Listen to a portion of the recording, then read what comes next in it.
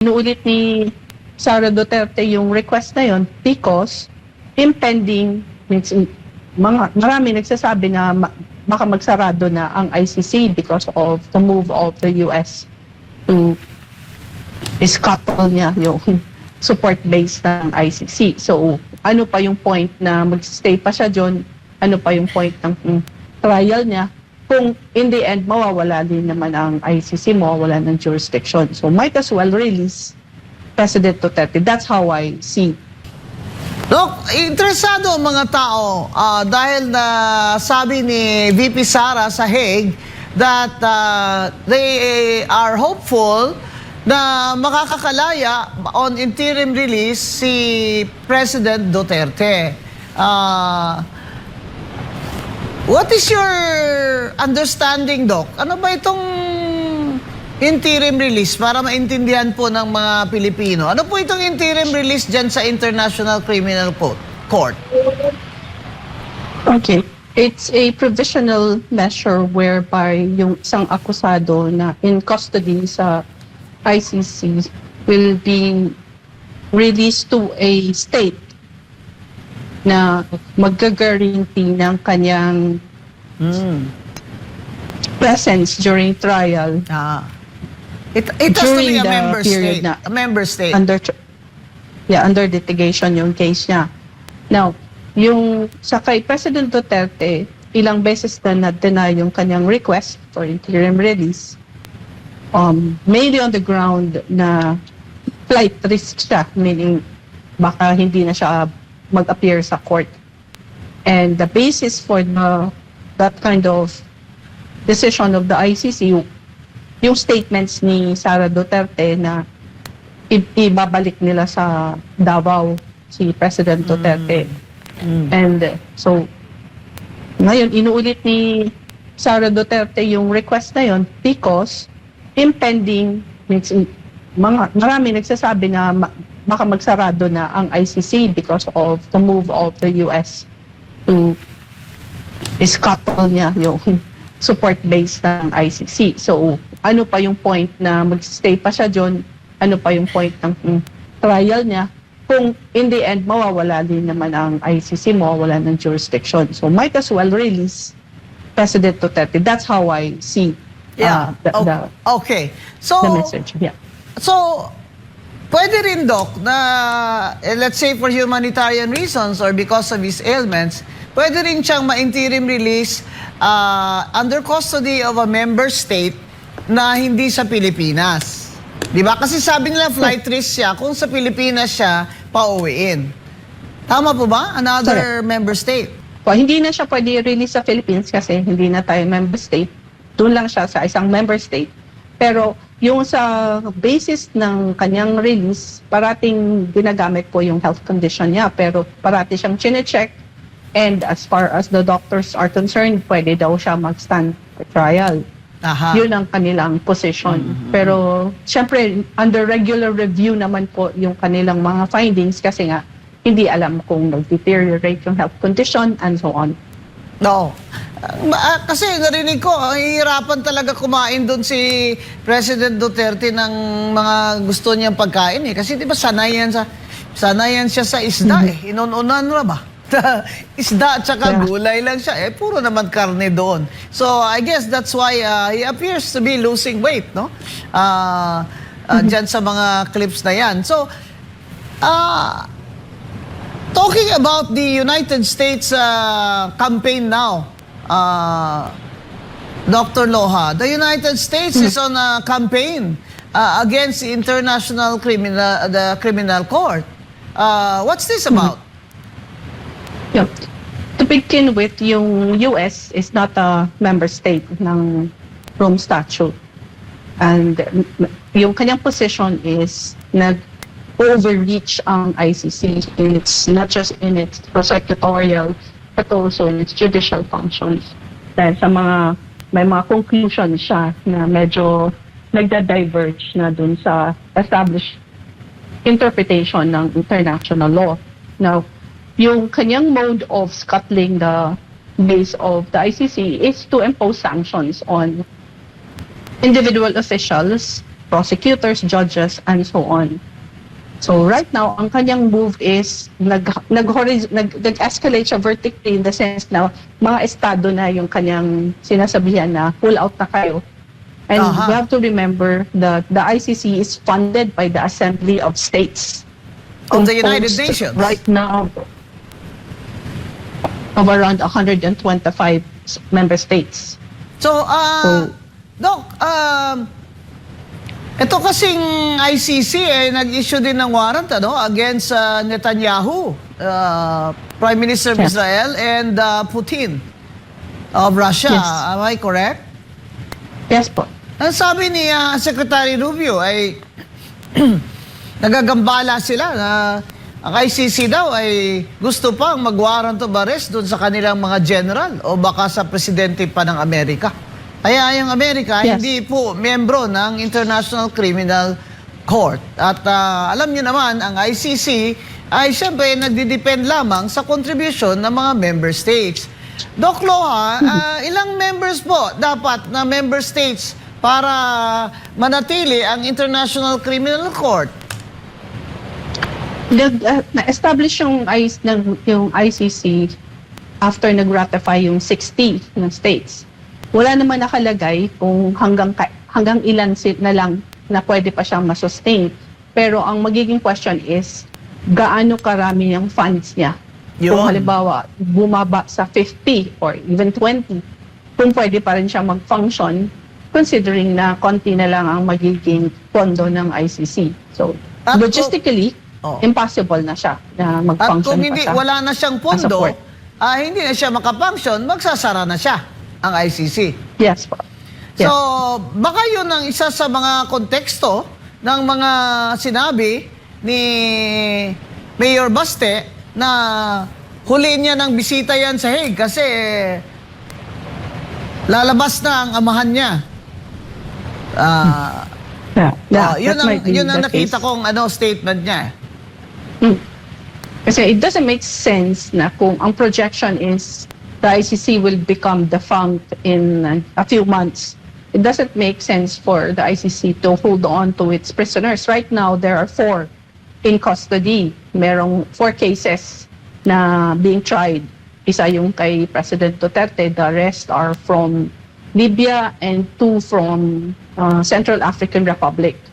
Yung sa Central African Republic on appeal, whereas yung sa Libya, pareha sa kay President Duterte, mag-ano pa lang, mag-decide pa lang ang ICC or magta-try pa lang.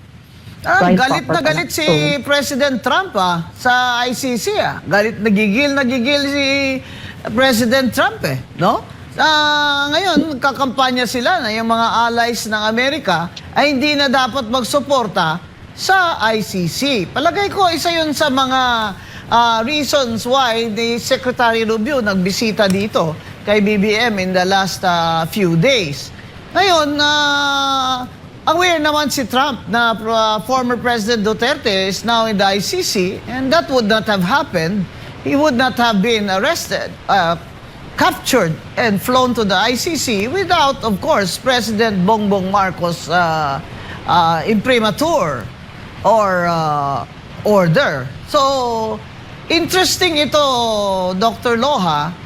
Palagay mo, dahil kung sinabi sa kanya because I think that he did, ni Secretary of State Rubio ng Amerika na BBM, stop supporting the ICC already. Palagay mo, Dr. Loha, makaka-refuse si BBM sa request na ito ng Amerika? Well, he doesn't need to fund naman the ICC anymore kasi hindi na tayo member state.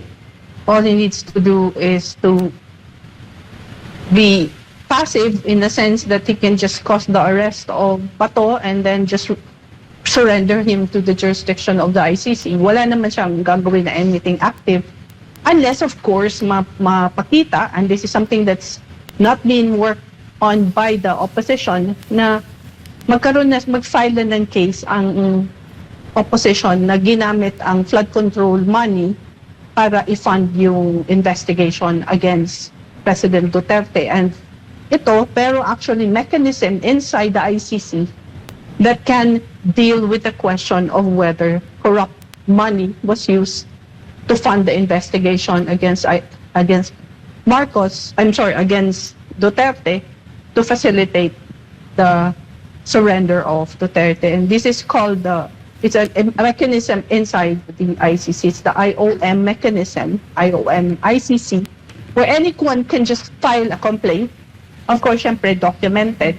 And in this case, meron namang documentation yung mga ex-soldiers na nakawitness ng paggamit ng facilities and so on, Saldico, by the investigators. Why Yun, was maganda- a mas complaint maganda yun. actually filed to the ICC alleging that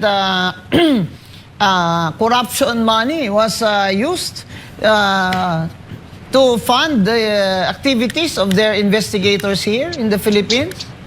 Yes, it's called the IOM. It's an mechanism, para siyang ano po, it's an independent oversight mechanism within the Assembly of States of the Rome Statute ng ICC. So para siyang ombudsman Yes. sa loob ng ICC. Yes. Oh, parang internal affairs, ganon. Yes, ito yung mechanism na nakahuli doon sa prosecutor na nang sexually harass. Si So Khan. ito yung ginamit. Okay. Parang internal affairs. Pero, Yes. saan, as far as you know, Dr. Loha, is there such a complaint now or investigation on No, this no. matter that No po. there's none? No po. There's none, but Yeah. somebody can ang file a kagandahan complaint. nitong mechanism na to is, in the Philippines, hindi pinakikinggan yung mga ex-soldiers. Whereas, kung magpa-file sa IOM, gamit yung kanilang affidavit, makikinggan sila doon. That's the irony of it. Dito sa Pilipinas, yung ating government will not listen to their testimony, first-hand testimony, whereas kung mag-file sa ICC, mapapakinggan pa sila. Yun. Oo. Well, did you hear that right? Na there is a mechanism called IOM na sa ICC that can investigate itong aligasyon ng mga former security guards ni soldiers ni Zaldico na sila ay nagbigay ng maleta-maletang pera na sabi nila ginamit sa pondo o binigay sa investigators ng ICC dito sa Pilipinas. Now, sinasabi ni Dr. Loha, kung may mag-file ng complaint doon, ay pupunta yan doon sa procedure nila na tinatawag na IOM at mag-iimbestiga ang ICC. So, Assembly of States. yes. Ang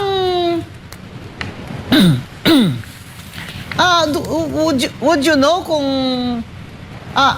so every state kasi pag nagpirma ng membership diyan ang state sa Rome Statute na member siya ng ICC, meron siyang yearly na contribution, hindi ba, Dr. Loha? Yes po. Magkano po yun? Di ko po alam kasi paiba-iba, depende sa capacity. Oo. Merong ibang Pero states hindi na po in member addition ngayon sa ang kanilang Pilipinas. Annual, nagbibigay pa sila ng donation for witness protection and so on. Wow, So, wow. for instance, yung sa investigation sa Philippines, so tiningnan ko yung budget ng ICC since 2018 up to 2005. Nandun, may budget talaga nakaalat for the Philippines. So dapat hindi gumastos yung si Saldico or anybody in the Philippines for the investigation kasi covered siya ng ng ICC budget. Yun. So, if anybody wants to file a complaint there, tungkol dito sa aligasyon ng mga sundalo o former security guards security men ni Congressman Saldico na may pera sila na maleta-maleta na binigay, sabi nila, kay former Senator Trillanes, sabi nila. At doon sa hearing ng Blue Ribbon Committee, sinabi nila yun. in front of Senator Marcoleta and Senate President Cayetano. Sabi nila, may binigay din silang pera, maleta-maleta sa kay Trillanes at ang pagkaalam nila, I don't know if that's the right Tagalog word, na ginastos ito sa gastos ng mga investigators ng ICC dito sa Pilipinas. Now, if that is a major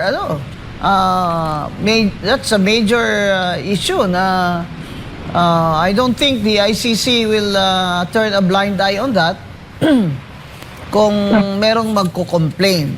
So, palagay mo, Dr. Loha,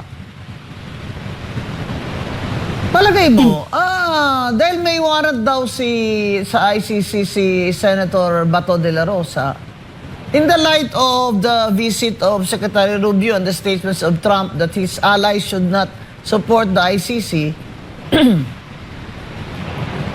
palagay mo, in your assessment sa relasyon ni BBM sa kay Trump, he will dare na susuwayin niya si Trump and he will still cooperate with the ICC to arrest Senator Bato? Yeah.